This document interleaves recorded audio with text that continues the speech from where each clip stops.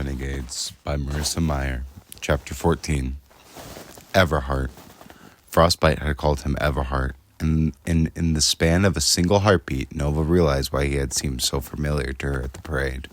He was Adrian Everhart, son of Lady Indomitable, one of the original Renegades, and adopted son of none other than Captain Chromium and the Dread Warden. She felt like an idiot for not having realized it sooner. She had certainly seen his face on a fair number of tabloid covers, splattered across newsstands throughout the city. And even though she would sooner burn those periodicals than read one, she should have known. Even if she'd been too young to care when the adoption had made front-page news. Even if she believed that the public's ongoing idolization of their family was one of the major problems facing society that day. And she outright refused to partake in the media's obsession with them. He was the son of her sworn enemies, and she should have known. She would have made up for her ignorance now, though. She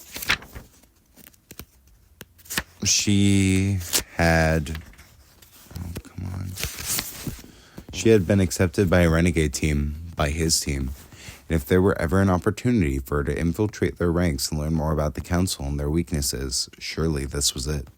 But first things first. The audience was in hysterics as Gargoyle lumbered onto the field, but they were muffled in Nova's ears. In her head, she could still hear Honey's screams as the gargoyle tore apart her hives. She could still see the way he smiled as he did it. Gargoyle was systematically flexing his biceps as he approached, each one thicker than Nova's head.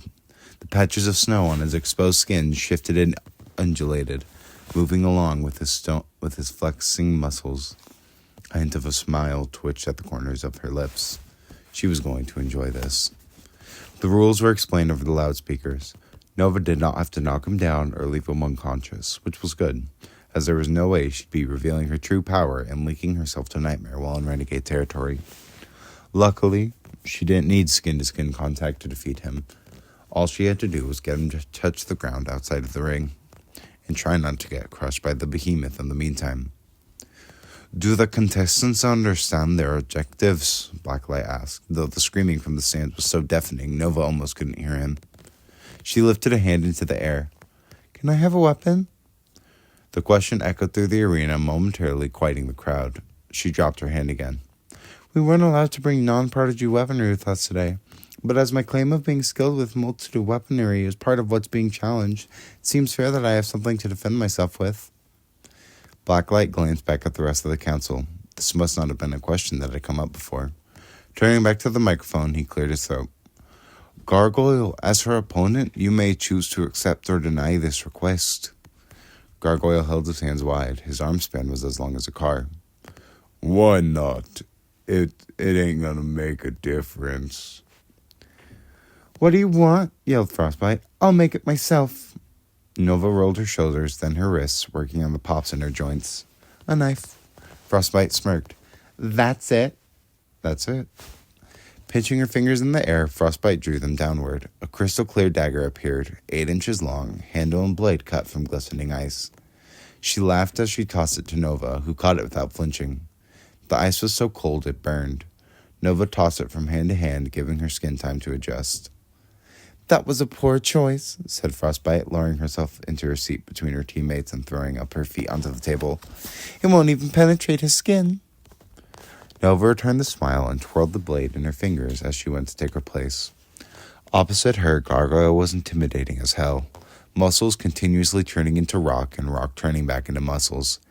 Even his teeth, when he grinned, seemed to be cut from jagged gray stone. The horn blared, thundering over the din of the crowd. Gargoyle charged forward.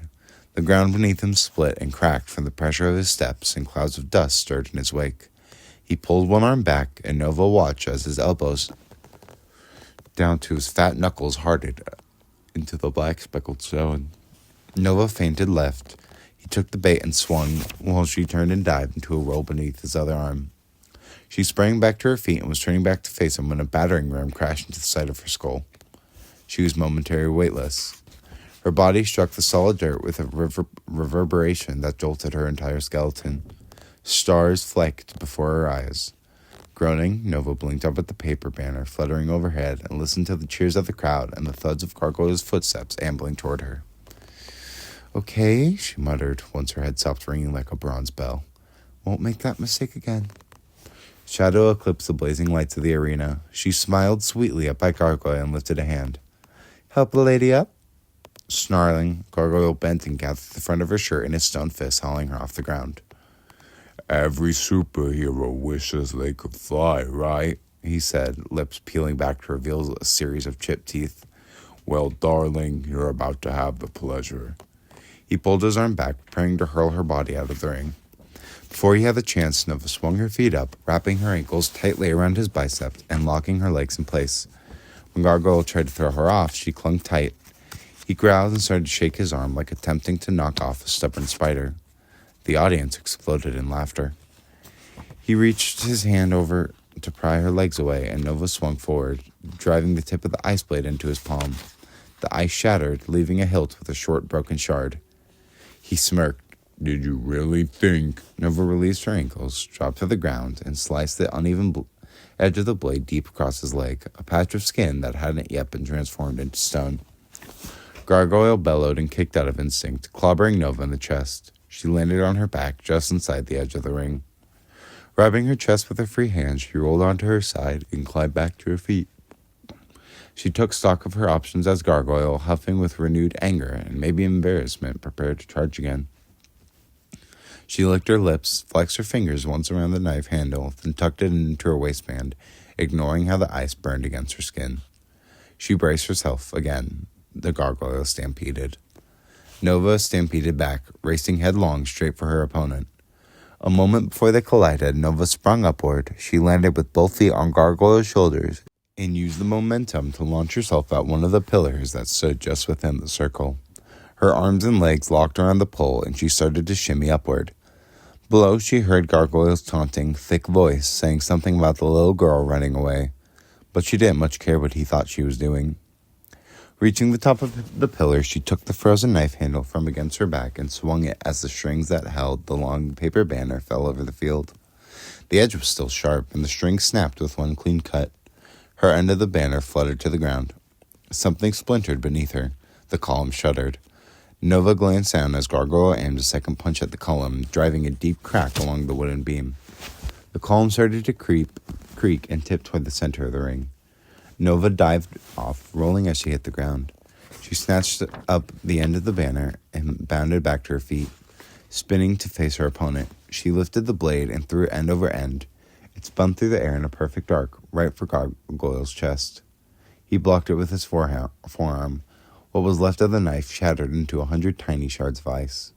His laugh boomed through the arena, mimicked by the thousands of strangers in the stands.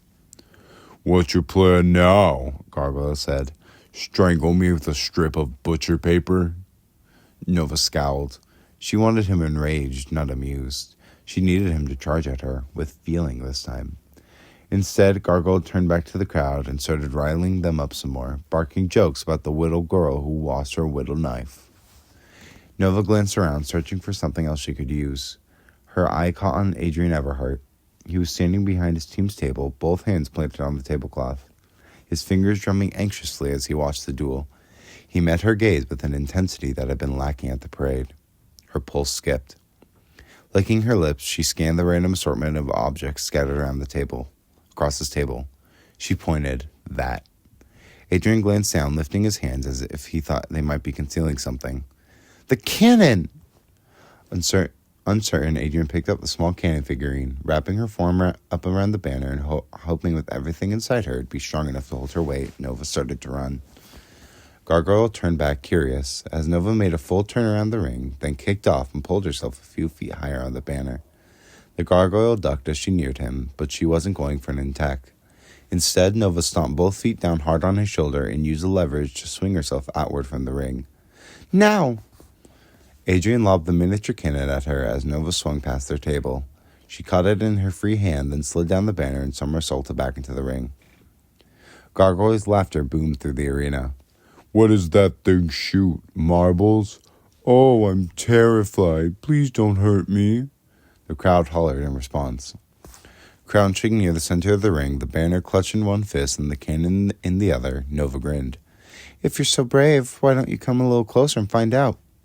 Gargoyle shook his head, smirking. Careful what you ask for.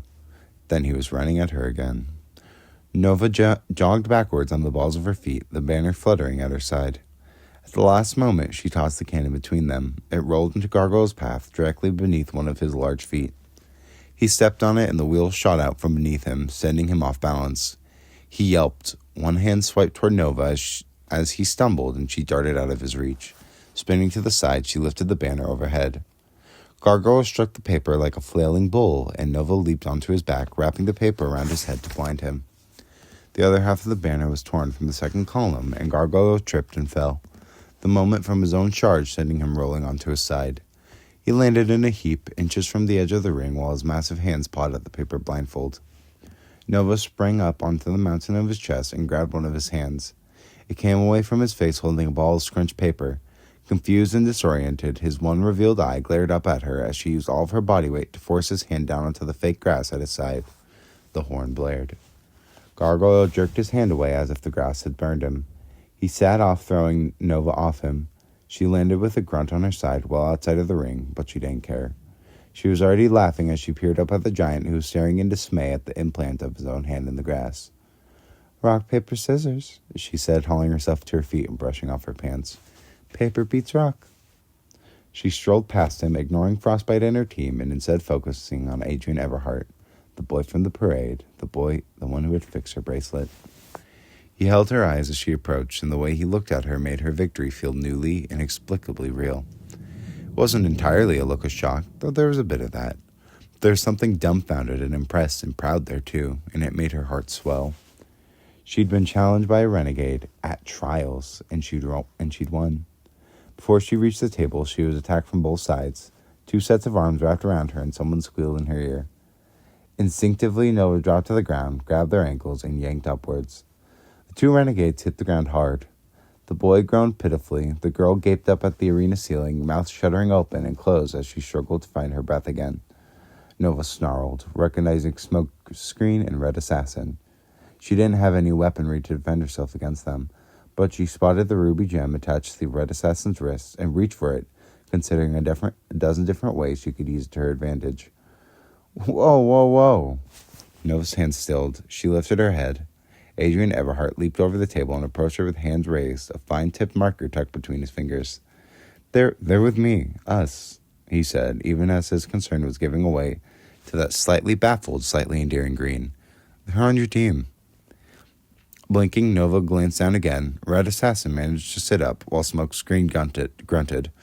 "Pleased to meet you." "I think," gasped Red Assassin, eyeing Nova in wonder, "we'll get along just fine." Nova gulped. "See, they're fine. You're fine. Everybody's fine," said Adrian.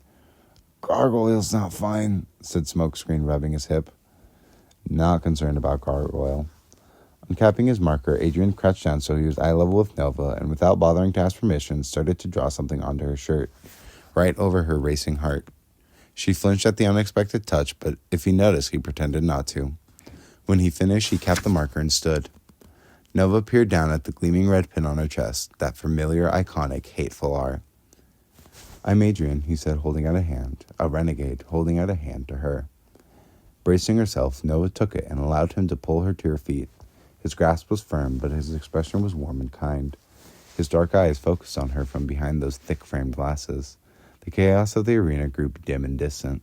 The whole world seemed to shrink to this tiny pocket of space, where Nova could feel only the press of his palm, unafraid of the touch of her skin, where she could see only that friendly, unreserved grin, where she could hear not the chants and cheers of the crowd, but only his voice, his words.